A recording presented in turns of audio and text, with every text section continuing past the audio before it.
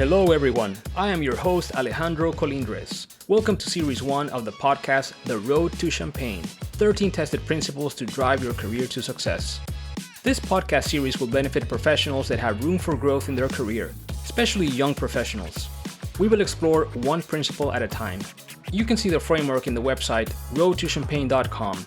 It has 3 parts: shape your mindset, build your brand, and be the driver.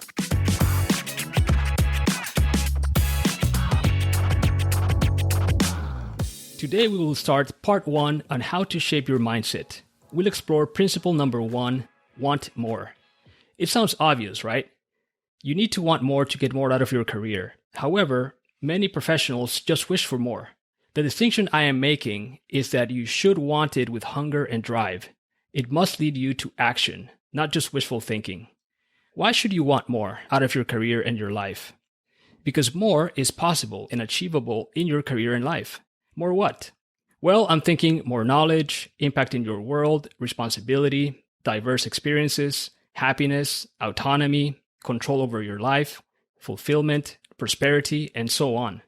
You define more for yourself. Sadly, I've met many professionals with little aspirations. They don't actively want and pursue more. Some wish for more, some don't even. I think there are 3 main reasons. Number 1, they don't believe more is possible. They don't see the possibilities out there. Their context doesn't expose them, or they lack guidance. Number 2, they are too focused on the present. The present stage can be comfortable, and comfort leads to complacency and prevents new dreams. And number 3, they consider change risky. Anything that comes next implies change. Yes, more will bring change. We will explore that in Episode 5.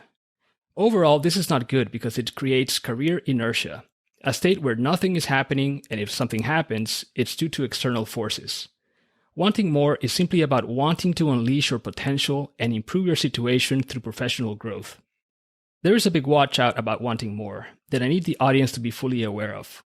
It can cause a lot of frustration if it is not balanced and complemented by thankfulness. When you just focus on the more without appreciating the present and the great things you have going on, you risk not enjoying all the benefits of the current stage.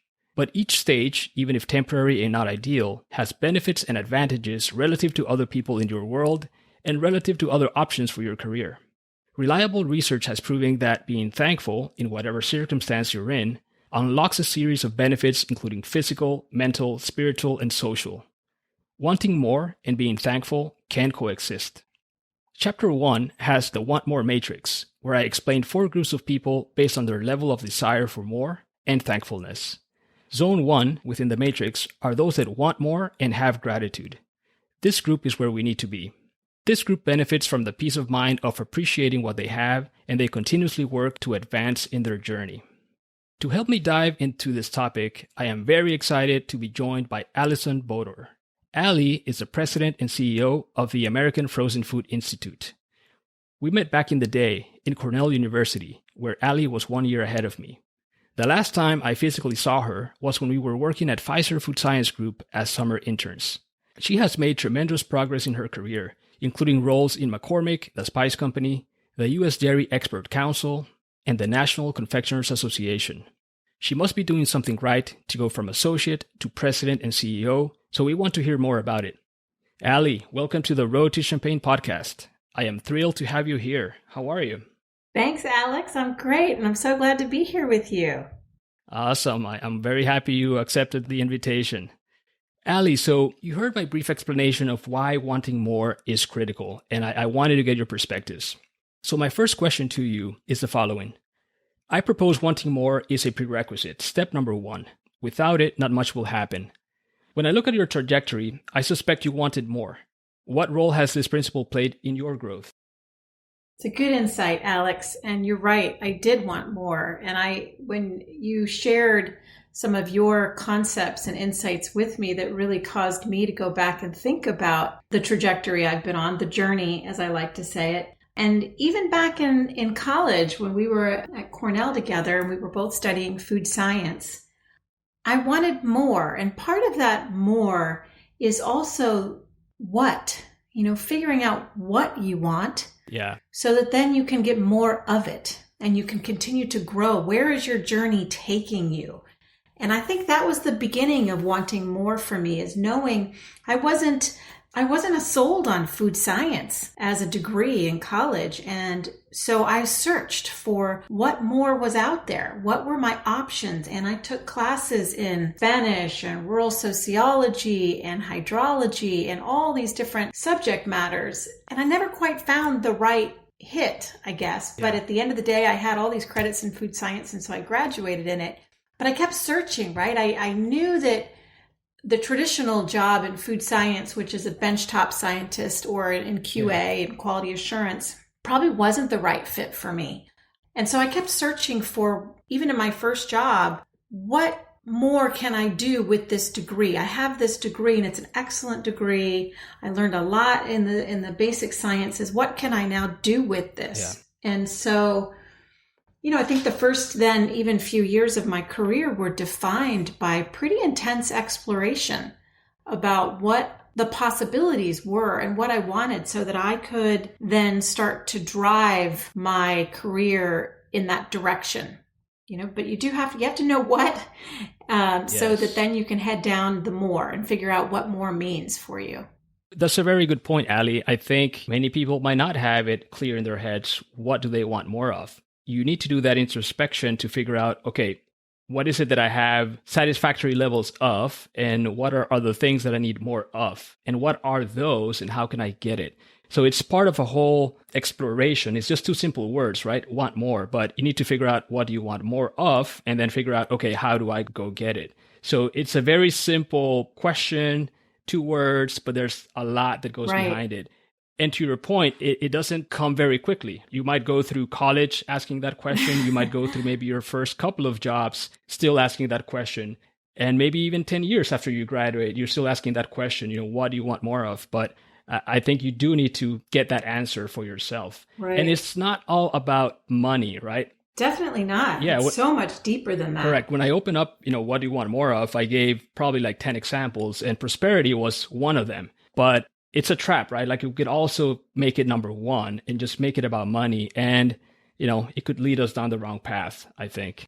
I think you're absolutely right. I know for me, it was wanting something broader than where I felt I was trained to do product development work or quality assurance work in a lab environment. And that just wasn't broad enough for me. I knew I wanted to have more of an impact on the world or on society. And how was I going to do that if I was working on creating a better blueberry pie filling, which was an important product for the company that I was working for, but it wasn't fulfilling, no pun intended, to me. So figuring that out was really important, and it wasn't about the money. Yeah. Some kids I know we went to school with, that we were in the basic sciences with, they knew they wanted to go to vet school. They knew they wanted to go to medical school. I always was jealous of that because their path was so defined. Yeah. And we graduated, and for me, those first 5 years after school were pretty stressful because I was always trying to figure out, what was the next step, what was the next job opportunity, I was poring over job opportunities all the time to help me try to define what was out there and what I needed to do to get there. Yes, it's certainly not money. Money was not my driver back then. I knew I wanted seniority and responsibility, and I wanted a seat at the table for decision making, whatever that table would be, whatever mode, which was not the first job I had, by the way. The first job I had, I was definitely not at the decision table. I was doing data entry. Yes. And that was also pretty motivating to want more. For sure. Excellent. Ali, so how do you know when it's time to want more or focus on the present? Yeah, good question, Alex. I think for me, it's about learning and growing and getting the experience that will help you advance. Are you advancing? Do you have opportunity to advance in your current role?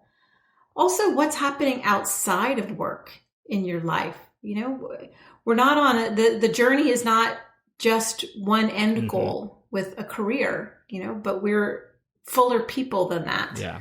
And so there are times in our lives when we need to kind of slow down at work and, put the pedal to the metal in our personal lives, or our personal lives require more attention So I think understanding the total life journey is a big part of knowing when you need to focus on where you're at versus focus on the next step. And if you are where you're at and you're growing and you're advancing and you're getting more responsibilities, then that's a good place to be. It doesn't mean that you necessarily have to jump ship and go to another company or go to a different place to want more, or to get more. So I think the values or the traits of the job you have are an important part of that equation. If you're not getting, like for me, if I wasn't getting a broad impact and I didn't have a seat at a table that was influential, that wasn't fulfilling for me. For sure. And I moved around a lot in my first few years because I was searching for that. And when I finally found it, which was really at the National Confectioners Association, I appreciated that I had it, which I know we're going to talk about thankfulness, but I knew that I was at a place then where I could focus on the present in my work. I was at a place where I could grow and learn and advance, and there were opportunities, and I was making a broad impact, and I had all those qualities I wanted. Mm-hmm. As long as you're growing and you've got perspective on your total life journey, those are some of the things you need to keep in mind. Great advice. And I think for me, Ali, when I am new to a role, I have a huge learning curve ahead of me. So I have to focus on performing and delivering results within that new role. Only then will I start thinking about, okay, what comes next? At least from an action perspective, like what can I do to trigger more? Step number one, when I step into a role is, prove myself and deliver high quality outputs. And Right. Once I start getting comfortable, then I start saying, okay, now it's time for more because I'm getting comfortable and I don't want to risk getting bored. I need to continue growing and learning, like you said. So I can relate to that. Yes. Right. Perfect. Ali, so take us back to a specific stage in your career. Pick one. How did that itch for more start? More what? And what did that mindset lead to? So give us some details. Well, so I'm going to share a little bit more about my first trade association that I worked for, which was National Confectioners Association. And, I mentioned that I jumped around a lot in the beginning of my career as I was going to grad school and trying to figure that all out. What was the right degree to get and what was the job that would be meaningful for me and have the impact that I wanted to have. I finally found myself at this association. And actually, I didn't even just find myself at that association. I had heard of this association. They also ran another association as part of this group called the Chocolate Manufacturers Association. And you know what? My first job in DC, I heard about these associations and I said to myself, I would love to work there, Nice. And so that kind of helped me. I had my eye on the ball and it took me 5 years to get there. But I did eventually get there. Excellent. Maybe a little bit longer than that. And I loved it when I got there. I was working on diverse and challenging issues. And this association represented the candy industry. And for a product that's so delightful and makes people so happy, there were a lot of challenges in the policy world, which is where I got to focus. Challenges were domestic health. Some of them were global health. Some of them were around safety. And so there was really meaningful work to do. And I enjoyed it and I continued to grow and advance. It was really a dream job. And I loved the people I worked with, my colleagues at the association. Also, the companies that I worked for were phenomenal, pillars of their communities with these incredible brands and products. It took me a while to realize that I had probably plateaued. I got complacent a little bit toward the end. And I was there for 15 years, but I was passionate about what I was doing and I loved what I was doing. And probably the last few years was when that happened. And I had a little bit of a push. I had some people, some champions who were good to me on the inside and they helped me see that it was time to think about the next stage, whether that was going for a CEO position at that association or going for a CEO position at another association. That was really the next stage for me. And so it's exactly what you talked about being thankful, but that can grow into complacency if you're not careful. Yeah. And I could have stayed there. It did take a push to get me out of that comfort zone and to say, no, I still have a lot of time left in my career. There's more that I've got to do here. So that's really what propelled me to move and to want more. Yeah. Ali, you reached a very high position within your field as president and CEO of a trade organization for a significant segment of the food industry. Is there something you want more of? Yeah, I do. I want to continue growing and challenging myself. And my current role as CEO of AFFI has challenged me significantly. I've been here now 4 years, almost 4.5, which is hard to believe. And being in this role has been very different from when I was, in a number 2 role at my previous job. And I've got a lot more to learn still in this role and also in the food industry. So when I think about wanting more, it's both personally how I grow as a leader, but also then professionally in my industry. What can I do to help lead the industry in a way that creates greater societal good? And remember, that was something that was of interest to me in the very beginning of my career. And now I'm finding that throughout my career, I've had bits and pieces and ways to do that. Now I do have a bigger platform to use, and I'm excited to use that to, help improve sustainability of the food system, food safety, the health of our population, and alleviating hunger. I mean, those are big goals, and they are not all achievable by me, of course, but I can be part of the solutions. Yeah. And so that is certainly what I want more of in my future. I enjoy being in an association because I'm at the intersection of business and government and public health. Yes. And that it's a fabulous place for me and my personal goals. And I think there's a lot still that I can do. That's excellent, Ali. And I like your answer for several reasons. One is you're showing that you never really reach a point in your career when you should say, okay, I'm done. I'm just going to relax and chill and enjoy cruise control. If you have more potential, right, you can still have more impact. So you should still go out there and search for it. And number 2, you are a continuous learner, which is something that I'm going to talk about in episode 3, about always being a work in progress, not a finished product, because you have to continue transforming yourself. You have so much to learn that you cannot just stop. Once you stop, you're going to start becoming obsolete slowly. That's right. So I love that, Ali. Excellent. Ali, so I'm going to turn the mic over to you, and I'm going to let you ask me a question. So Alex, you too have done so much in your career. And, we both started out with these degrees in food science, and we've done very different things with the degree. I think we're atypical in terms of what a typical food scientist does with that degree. So, how are you in your career with using your background? Are you at about a point where you're enjoying and savoring the moment, or are you pushing forward, and what's that next forward for you? Yes, Ali. So what I want more of is what you mentioned, which is continued growth, having a bigger impact, and being able to influence bigger decisions. As somebody that considers myself capable of solving complex problems, I want to be using that in a bigger platform so that I can have greater impact. Currently, I am in the phase of enjoying where I am because this champagne stage that I'm in, working for a $20 billion wine and spirits distributor, specifically with a division that manages one of the largest champagne portfolios, is relatively new.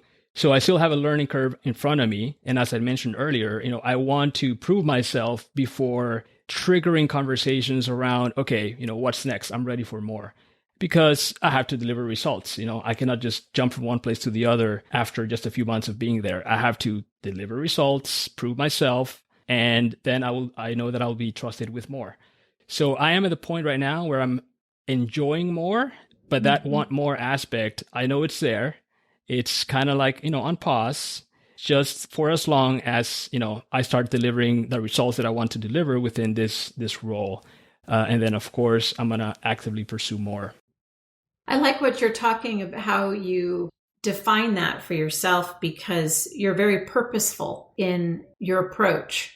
And I think that's a key for others to hear and to learn, that you're taking this pause and you're very purposeful in it, and you will look for the next opportunity at the right time. Yes. When I talked about my job, I don't think I realized I was on that pause. When it started to pause, it took me a little while to figure that out. So I think that's really helpful for others to hear how you're thinking about it and how your approach is so thoughtful. Thank you, Ali. So, final question. Each of our audience members is on their journey to success, trying to get to their champagne, that professional stage we desire and work towards. What is the main thing you want our audience to remember when they think about why they should want more? I'm 50 now, and I'm not done.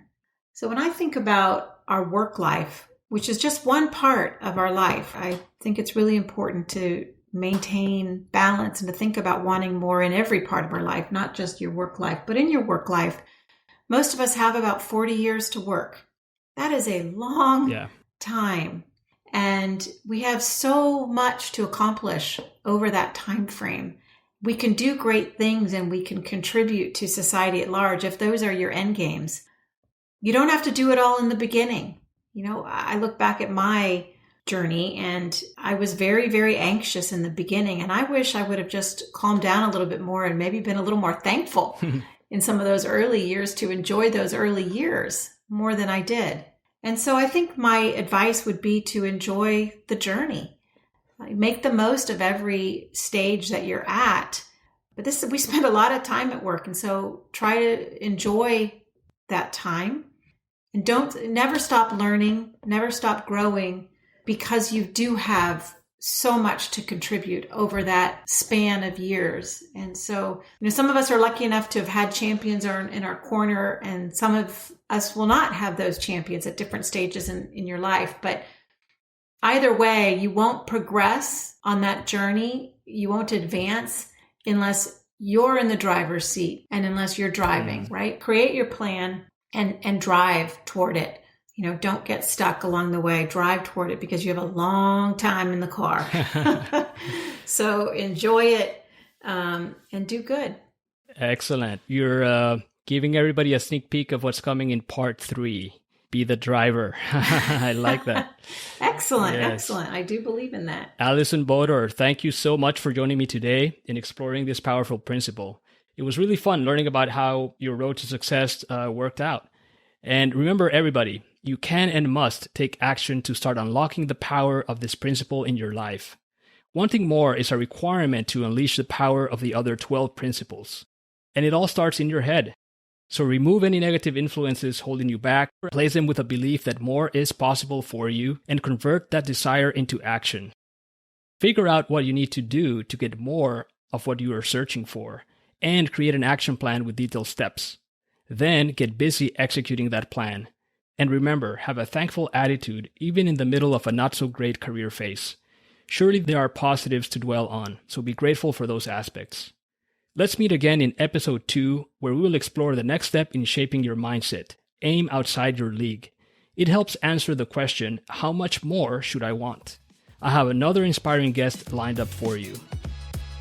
Thank you for joining me in this episode. I hope you are inspired by this principle. So cheers to your success on your road to champagne.